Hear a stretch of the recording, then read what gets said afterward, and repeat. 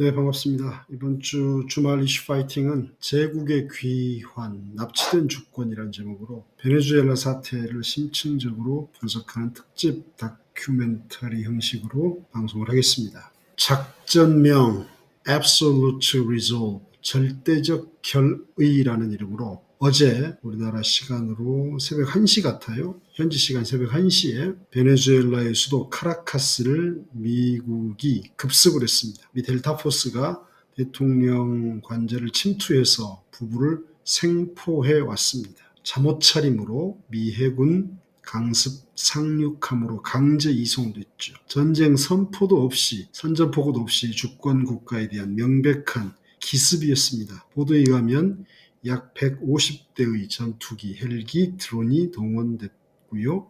카라카스에는 BMP탄을 터뜨려서 수도 전체를 정전시켰다고 합니다. 백악관은 제2의 빈라덴 작전을 한 것 같아요.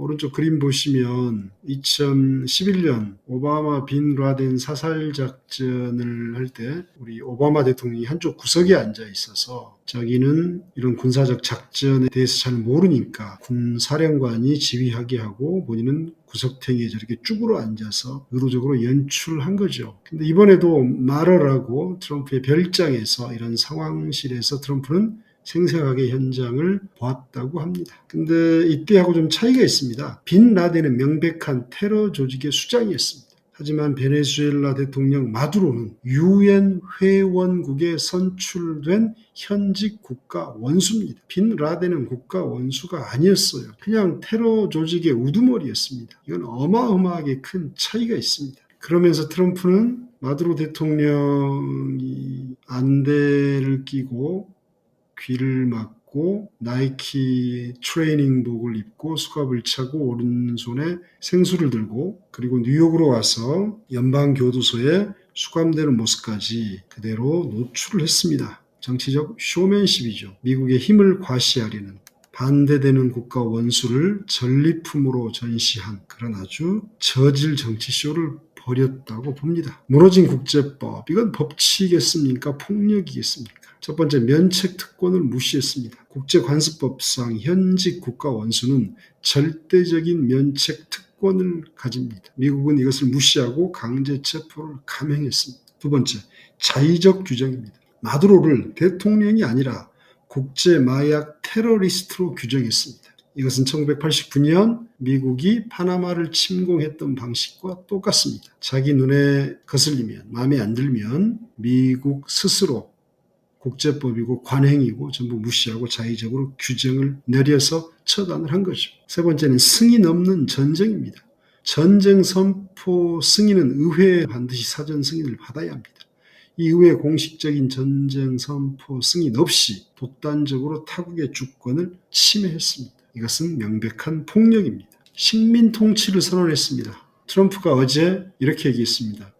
We are going to run the country. 우리가 베네수엘라를 운영할 것이다. 거짓말의 계보 역사는 반복됩니다. 2003년 이라크에 대량 살상 무기가 있다고 거짓 정보를 CIA에서 심어놓고 그것을 바탕으로 부시 행정부는 존재하지도 않는 대량 살상 무기를 찾겠다고 전쟁을 일으켰고 결과는 수십만 명의 민간인 희생으로 마무리됐습니다. 이라크도 박살났고 미군도 상당한 타격을 입었죠. 물론 미국과 결탁한 군산복합 기업은 떼돈을 벌었죠. 자, 2026년 베네수엘라를 한번 봅시다. 2003년은 이라크를 대량 살상 무기가 있다는 거짓 정보를 심어놓고 전쟁을 일으켰습니다. 이번에는 마약 테러, 마약과의 전쟁이라고 명분을 삼았습니다. 베네수엘라 정부 전체를 테러 카르텔, 마약 카르텔로 규정해서 침공을 정당화하고 있습니다만 베네수엘라에서 생산된 일부 코케인은 대부분 유럽으로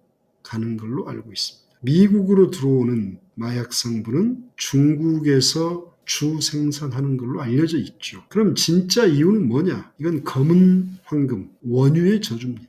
현재 국제에너지기구에 석유에 대한 매장량을 보면 베네수엘라가 무려 3,030억 배럴을 매장하고 있습니다. 세계 1위입니다. 사우디아라비아가 2,670억 배럴, 캐나다가 1,670억 배럴. 이 석유를 미국이 차지하기 위한 것입니다. 그리고 지금 현재 베네수엘라에서 생산되는 원유의 약 80%가 중국으로 갑니다. 그것을 막기 위한 복합적인 전략입니다. 트럼프는 뭐라고 그랬냐면 국유화로 쫓겨난 미국 석유 기업들에게 세계 1위 매장량은 반드시 되찾아야 할 이권이고 거기서 막대한 이익을 벌어들일 것이다 라고 얘기했습니다.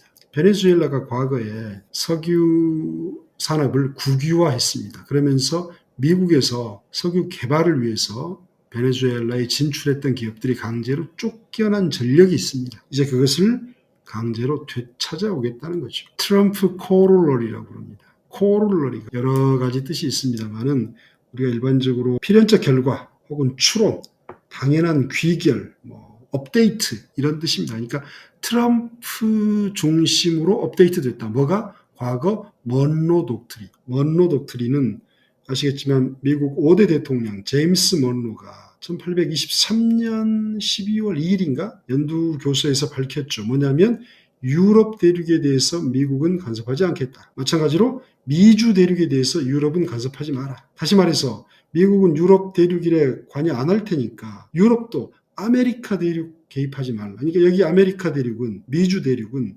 북미 남미를 전부 통틀은 겁니다. 그래서 아메리카 대륙에 대한 미국의 패권을 강조한 것인데 이것을 복원한 거다. 트럼프가. 그래서 트럼프에 의한 먼로 독트린의 업데이트. 그래서 트럼프 코롤러리라고 부릅니다. 서방구 자원과 권력은 미국의 것이다 이겁니다. 트럼프 2기 행정부의 새로운 안보 전략 명확합니다. 작년 12월에 발표했죠. 그래서 중국과 러시아가 남미에 대한 영향력을 가지는 것을 차단하고 미국 자본이 베네수엘라 석유 인프라를 장악하겠다 이런 겁니다. 제재 참혹한 대가가 있습니다. 제재로 인한 사망자가 4만 명 이상입니다. 이건 추정입니다. 수년간 이어진 경제봉쇄로 의약품, 식량 수입이 차단돼서 베네수엘라는 지금 가만히 놔둬도 망하기 직전입니다. 최근 몇십 년 동안 베네수엘라를 탈출한 그게 이민이건 난민이건 뭐건 간에 베네수엘라를 빠져나간 총 인구가 약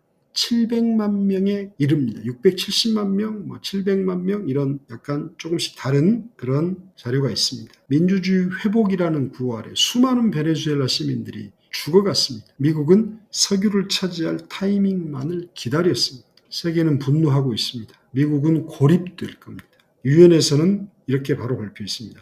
명백한 침략 범죄이자 국제법 위반이다. 그리고 무수한 중남미 국가들은 미국의 조폭적 외교에 등을 돌릴 태세입니다. 국제사회에서는 힘이 곧 정의가 돼버린 야만의 시대로 회귀했다라고 일갈하고 있습니다. 2026년 새해 벽두에 벌어진 이 처참한 미국의 베네수엘라에 대한 직접적인 공격, 국가 원수를 부부를 체포해버린 이 만행, 2026년의 경고는 이렇게 시작합니다. 오늘 베네수엘라에서 벌어진 일은 내일 미국의 이익에 반하는 그 어느 나라에서도 벌어질 수 있습니다. 라는 시그널을 줍니다. 제국이 아닌 국민의 나라가 되어야 됩니다. 베네수엘라의 주인은 미국 대통령도 석유 기업도 아닙니다. 2026년 1월 3일 우리는 제국, 미국, 깡패 국가의 폭주를 기억해야 합니다.